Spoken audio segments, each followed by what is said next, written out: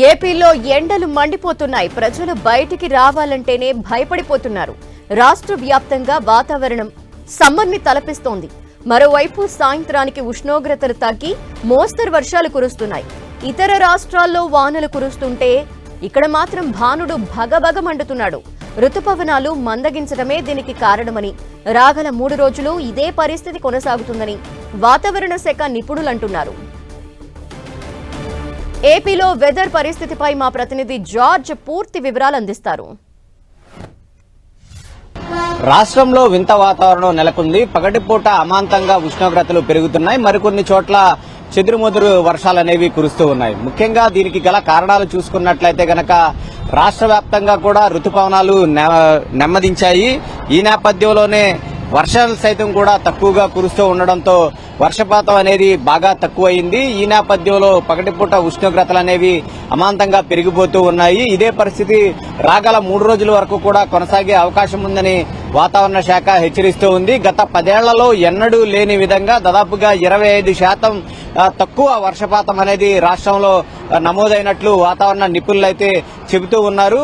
అయితే రుతుపవనాలు చూసుకున్నట్లయితే గనక జూన్ మొదటి వారంలోనే వచ్చేసినప్పటికీ కూడా ఆ మొదటి వారం వ్యాప్తంగా అంటే రాష్ట్ర వ్యాప్తంగా రుతుపవనాలు విస్తరించినప్పుడు అప్పుడు అల్పపీడనాలు ఏర్పడ్డాయి. ఆ సమయంలో వర్షాలు కురిసినాయి తప్పించి ఇక జూన్ జూలై నెలలో చూసుకున్నట్లయితే గనక అత్యధిక తక్కువ వర్షపాతం అనేది నమోదైందనే చెప్పుకోవాలి. ఎందుకంటే ఇక జూలై నెలలో చూసుకున్నట్లయితే గనక జూలై 2వ వారం నుంచి ఎక్కడా కూడా వర్షం అనేది కురవని పరిస్థితి అయితే నెలకొని ఉంది. అల్పపీడనాలు ఏర్పడినప్పుడు మాత్రమే 1-2 రోజులు మాత్రమే వర్షాలు అనేవి కురుస్తున్నాయి తప్పించి మిగిలిన ఎప్పుడూ కూడా ఉష్ణోగ్రతలు అనేవి ఎక్కువగానే నమోదవుతూ ఉన్నాయి.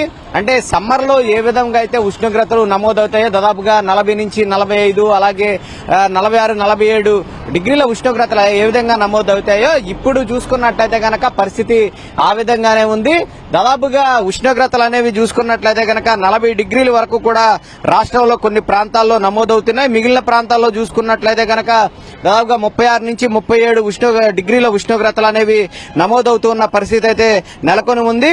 అయితే ఇప్పటి వరకు కూడా చూసుకున్నట్లయితే గనక ఈ రుతుపవనాలు నెమ్మదించడంతో ఇటు రైతులకు కూడా తీవ్రంగా నష్టపోతున్న పరిస్థితి అయితే నెలకొని ఉంది. చాలా చోట్ల కూడా ఈ ఏదైతే జూన్ నాటికి వరి నాట్లు అనేవి కూడా చాలా చోట్ల కూడా వేశారు.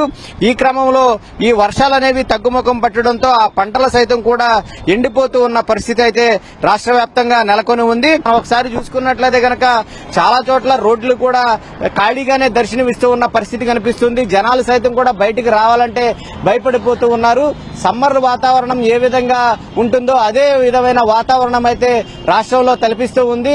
అల్పపీడనాలు లేదంటే రుతుపవనాల ద్రోణి అలాగే రుతుపవనాలు చురుగ్గా కదిలితే మాత్రం ఈ ఏదైతే ఈ ఉష్ణోగ్రతలు తగ్గుముఖం పట్టే అవకాశం ఉందని వాతావరణ శాఖ చెబుతుంది. 3 రోజుల పాటు కూడా ఇదే విధమైన ఉష్ణోగ్రతలు పెరిగే అవకాశం ఉందని వాతావరణ శాఖ నిపుణులు అయితే చెబుతూ ఉన్నారు. కెమెరా పర్సన్ నరేష్ తో జార్జ్, 10 టీవీ, విశాఖ నుంచి.